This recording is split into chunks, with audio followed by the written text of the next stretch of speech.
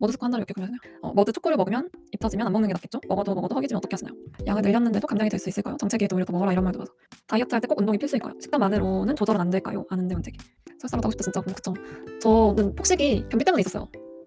저의 체중 오늘 우리가 다이어트를 할 때 좀 뭐 아니면 더 이렇게 생각하는 게 있는 것 같아요. 전혀 안 빠질 때도 진짜 많았고 오를 때도 있어가지고 되게 짜증나더라고요.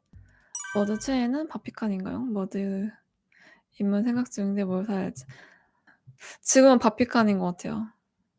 이것도 되게 변하더라고요. 근데 스테디셀러 제가 그 꼭 사는 거는 추러스콘, 그다음에 오트밀 바스콘, 그다음에 귀리 초코칩 이렇게 3개가 그냥 꾸준히 사는 거. 종류가 너무 많아서 못 고르겠다고 하시면은 거기 샘플러를 파니까 그 여러 가지 조그맣게 팔거든요. 그 묶어 가지고 그거 구매해 보시면은 좋을 것 같습니다. 머드스코 한 달에 몇 개 구매하시나요? 되게 많이 사는 달이 있고 그 많이 사면은 그다음 달은 뭐 쪼끔 사거나 안 사거나 이래 가지고 그냥 먹는 걸로 따지면은 진짜 많다. 한 달에 한 50개 정도 먹는 것 같아요. 40에서 50개? 머드 초코를 먹으면 입 터지면 안 먹는 게 낫겠죠? 먹어도 허기지면 어떻게 하시나요?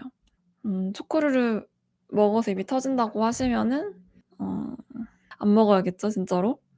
근데 일단은 좀 다른 걸 해볼 것 같아요. 그게 꼭 그 초코 때문인지 아니면은 식사 전체 구성이 좀 어떤 거에 부족함이 있는지를 체크해 보고 다 해 봤는데 그래도 '얘는 입이 터진다.' 그러면은 이제 그런 건 식단에 안 넣는 게 맞는 것 같아요.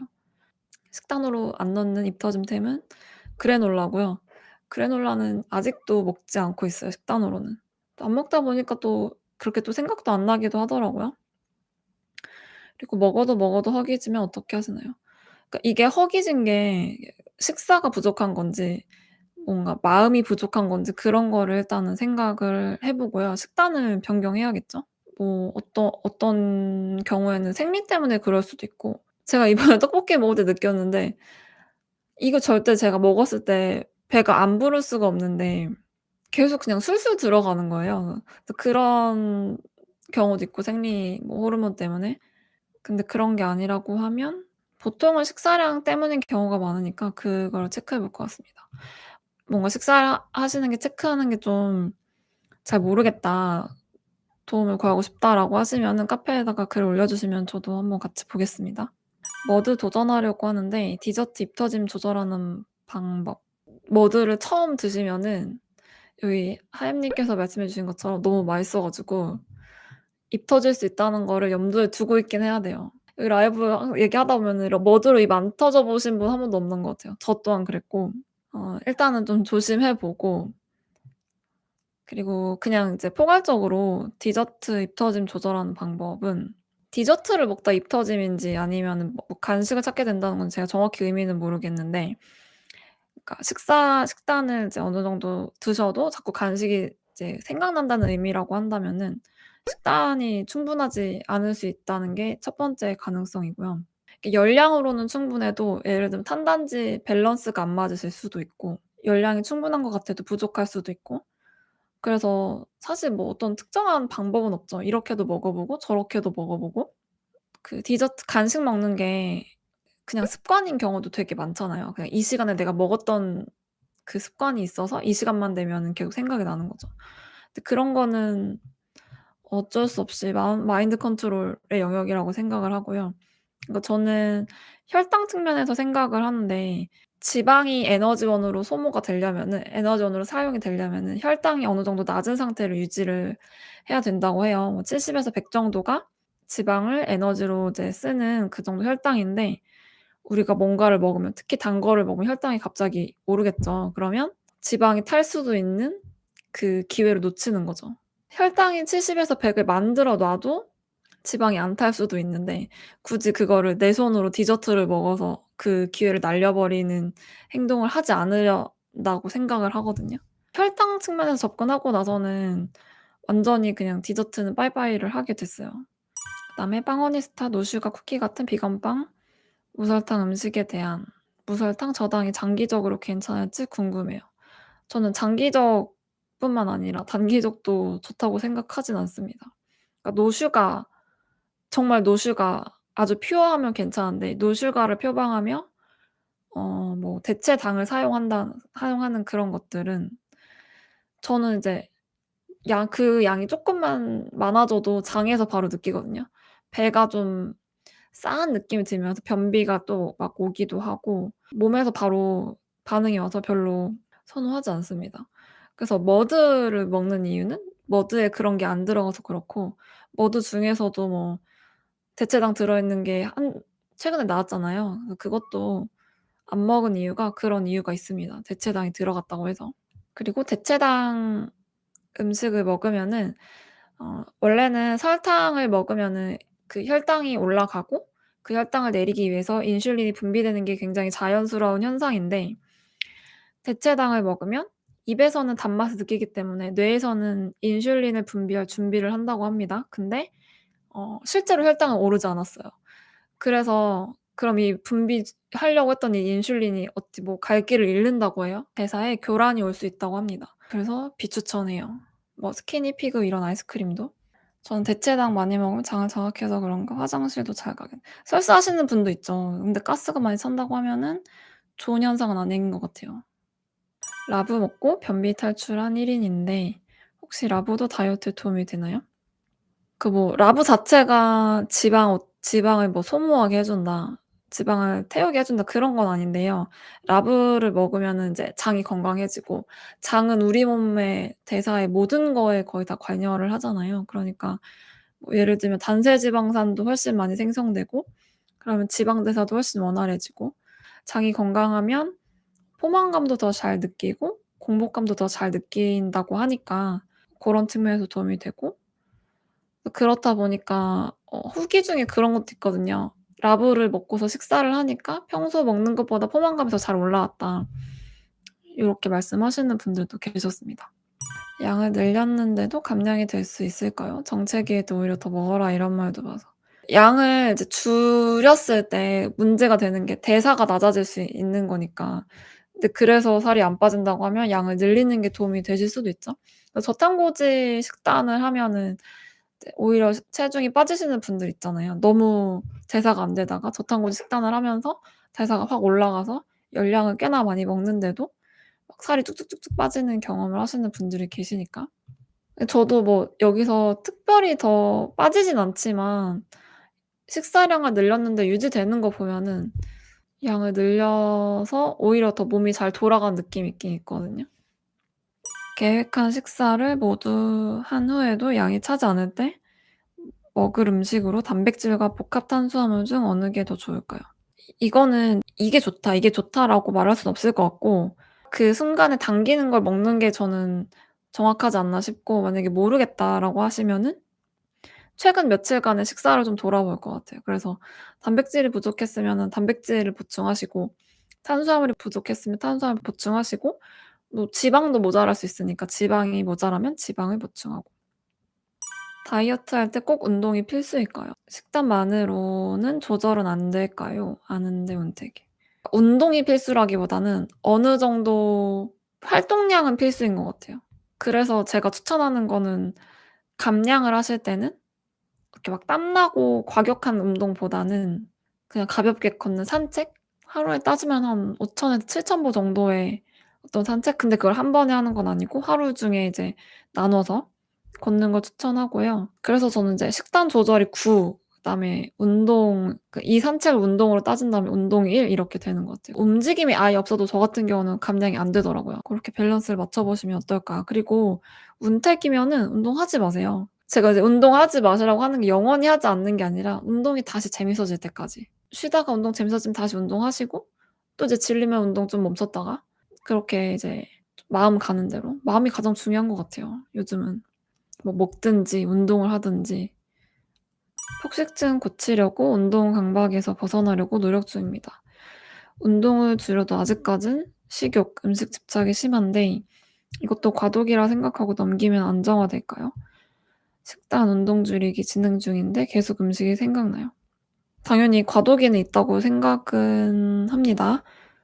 그런데 이제 본인의 마음이 정리가 되셨는지를 한번 바라보셔야 될 것 같아요. '나는 지금 어떤 상태고 어떻게 되고 싶고 내가 세운 계획이 나를 어떻게 뭐 이렇게 이끌어 줄 거고 뭐 그런 거에 대한 좀 생각이 정리가 되지 않으면은 그런 상태에서 하는 그냥 운동 줄이고 식단하는 거는 그렇게 나를 긍정적인 결과로 끌어주진 않는 것 같아요.